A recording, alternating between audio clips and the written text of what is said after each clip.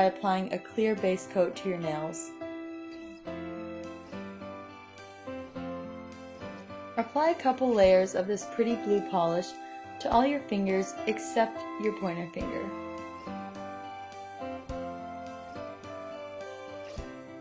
On your pointer finger, apply a pretty pink polish.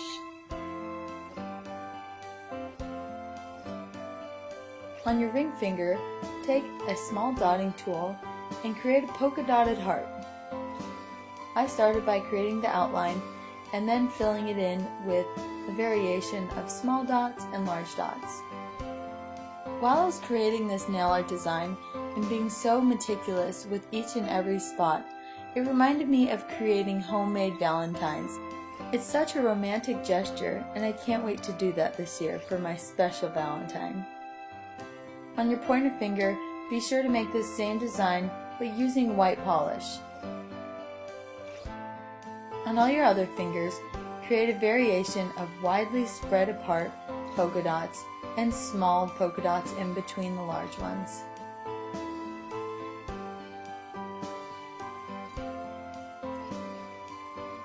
And that's it. Hi YouTube, hi everyone. I'm going to be showing you today how to clean your airbrush gun. Now I have two different kinds, which I'll be going over in the video. So let's get started. So obviously as I mentioned, I have two different guns. This one is a gravity feed and this one is a siphon feed. They attach to the paint a little bit differently. This one obviously has different canisters which suck up the paint into the gun, and this one has a stationary canister that stays mounted on the gun, and as it's named, gravity feed, gravity helps the paint flow down through to the tip. These back here are just the canisters that you can use with a siphon feed gun. This one's a little glass jar that has a lid for easy removal, easy cleaning. And this one is a metal one without a lid that are easily interchangeable. I prefer not to use these because I'm a bit clumsy and so I can spill it easier using these, but those are just two options that you can use with this siphon feed gun. I also have some Createx airbrush cleaner, some Badger ready to use cleaner as well, a squirt bottle with water, a pair of pliers. This is a little screwdriver that usually comes with the airbrush, some paper towel, and these very wonderful little wire brushes that can be purchased at Harbor Freight for about $2. So let's get started, and I'll show you first with the gravity feed. This is my oldest gun. It's about 5 years old, and because of maintaining a clean gun and taking the time to, you know, get all that paint out and clean it properly, it's lasted me this long and it's still in great running condition. So as I mentioned, whether you're a beginner or not, it's always good to learn the proper way to clean a gun. So on this one, as I mentioned, the paint comes down in the bucket here and comes out the needle and nozzle this way. So it's a little bit different to clean each gun. So if you're a beginner, I definitely recommend taking the gun apart and putting it back together a couple of times before you use it and before you go ahead and clean it, because it can be a little difficult if it's your first time doing it and you don't know what you're doing. So before we start taking this apart, it's very important to set aside all of the pieces that are coming off the gun somewhere where you're not going to lose them and they're not going to fall or they're not going to get misplaced. And it doesn't really matter how you take the gun apart because pretty much all the pieces need to be unassembled anyway. So I'm just going to start back here with the needle cover. Take that off. And we're going to switch over here, take the cap off. Oops. See, I made sure I picked it up so it didn't roll away. Be careful because the needle is exposed at this point. We're going to remove the nozzle cover here. And finally, the chucking bolt for the needle. So now we're just down to the needle and the nozzle at this end. You're going to want to go ahead and remove this, and this is a 0.35 millimeter needle, so the nozzle is very, very small. The 0.5 millimeter guns, the nozzles are a little bit bigger. They're easier to keep track of, but this, as you can see, it's just incredibly small and incredibly easy to lose. So I'm just going to set that down there. Okay, so say this gun is full of paint. It's not, it's clean, but say it was. Obviously, you have paint in here, in the canister, and you'd have a little bit of paint on the needle and nozzle as well. So one thing I like to do is have like a tub of water ready to put my needle in, and the tiny nozzle, have some wet paper towel and that sort of thing. Rule number one, once you have all of this taken apart, is to never, ever, ever, for any reason, pull the needle out through the back of the gun this way. It's okay when it's clean, but I'm going to tell you why it should never be done when the gun is dirty. So the airbrush gun has a lot of parts and mechanisms back here related to the trigger. And if you pull the needle this way, you're feeding all of the paint or whatever substance you're using through the airbrush through these parts that the paint never touches. Okay, so this can cause many problems. It can cause the parts back here and the springs to get clogged with paint. It can even cause the gun to stop working. So you just want to make sure that before you touch the needle that you're going to always push it out the front where the paint cycles, since it will be dirty, and pull it through that way. You will get paint on the back of your needle here, about right here. If it is incredibly dirty, which that's okay, because this is going to go into a bucket of water, or it's going to be wiped off with a cloth. So it's perfectly fine if this gets dirty. So now we're on to cleaning the body of the airbrush gun. And what we use for this is you can use a variety of things like paper towel. If I was actually cleaning this, this would need to be damp. You can wipe out the paint, you know, just by sticking your finger in there and kind of running the paper towel around. And as I mentioned earlier, these little wire brushes, once again, you can get these at Harbor Freight for about $2. They come in a variety of sizes, you see, for the different sized guns, that sort of thing. These are really, really great for getting in these chambers where the needle goes. So I'm just going to demonstrate what I would do if this were dirty. As you can see, it goes right in and back out. And you'll probably want to do it a couple times. You can get these wet and just run it through a couple of times, and that will help get all that paint in this chamber where the needle goes. Now, on a gravity feed gun like this, you can see down in the chamber there's a little recess area in the cup. It's a little bit hard if you have bigger fingers. I have pretty small fingers, and even I can't get down there.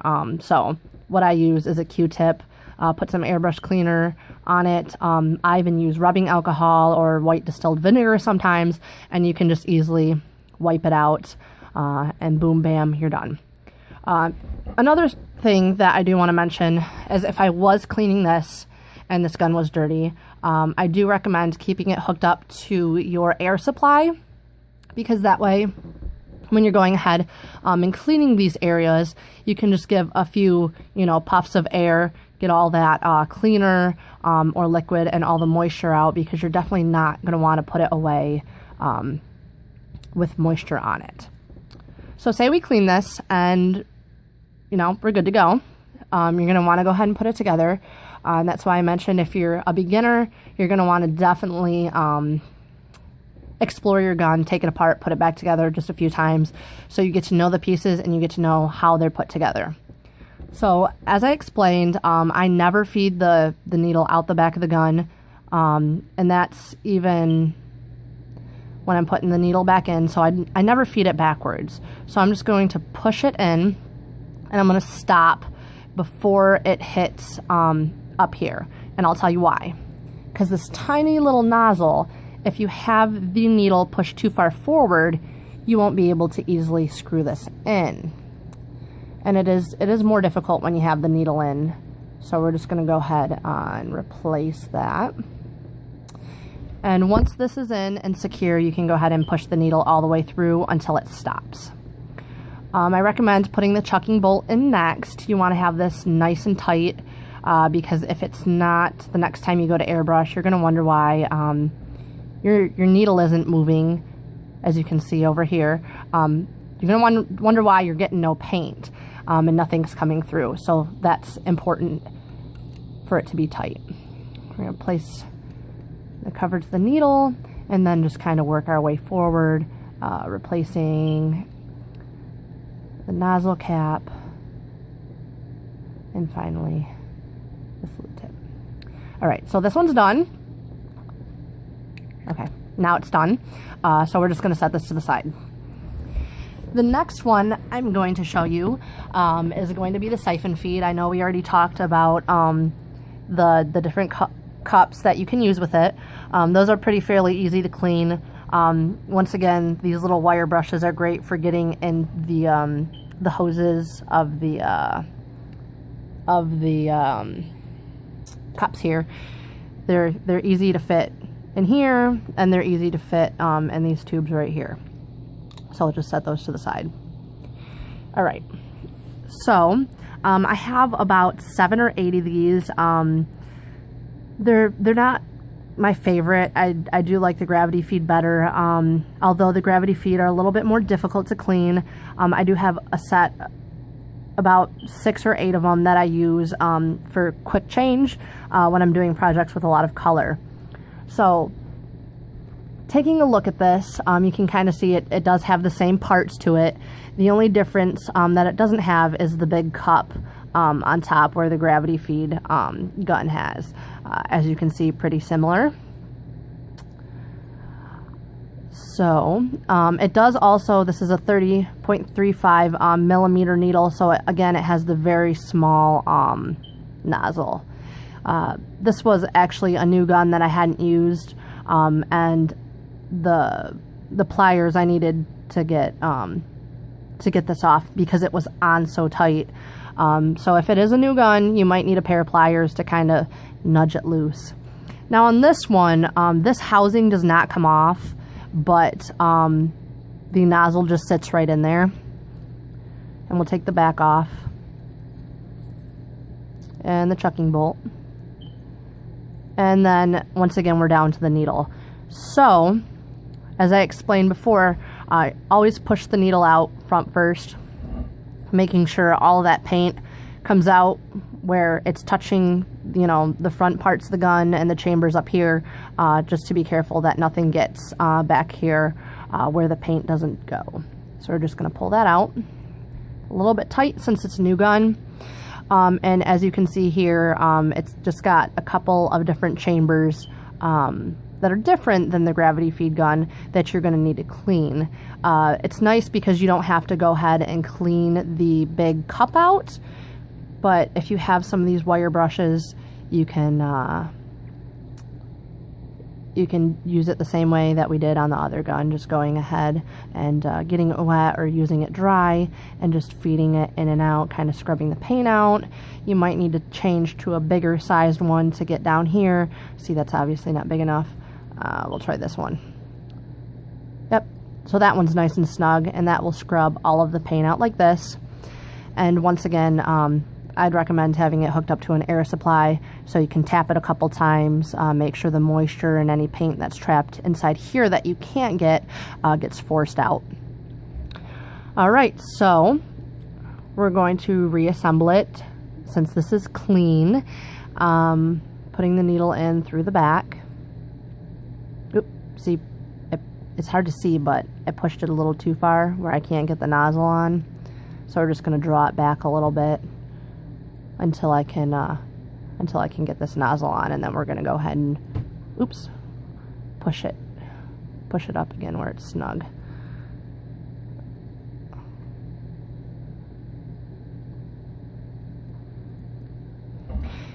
I'm going to push that up, make sure the chucking bolt is nice and tight before we put the cover on.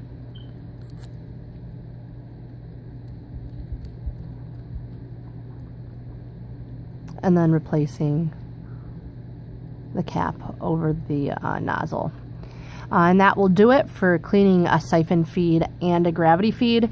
I know I mentioned a couple of things you can use to clean your guns. I'm just gonna go over them real quick. Water is very important if you're using like water-based paints like Createx. That's what I use for all of my airbrushed apparel. I have some Badger ready-to-use cleaner and Createx cleaner. Honestly, I see no difference between the two. I use them interchangeably, and I haven't seen much of a difference between the two. What I prefer to use is just straight rubbing alcohol. It takes the paint off very quickly. It's really nice to use. Or even when I get some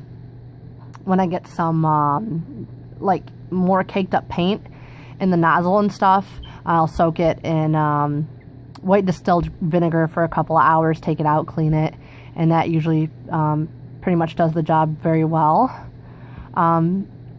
Other than that, you should be good to go. Like I said, just make sure that all your pieces you set to the side, and you make sure that everything is thoroughly clean before you put your gun back together, and you should be good to go. Happy airbrushing!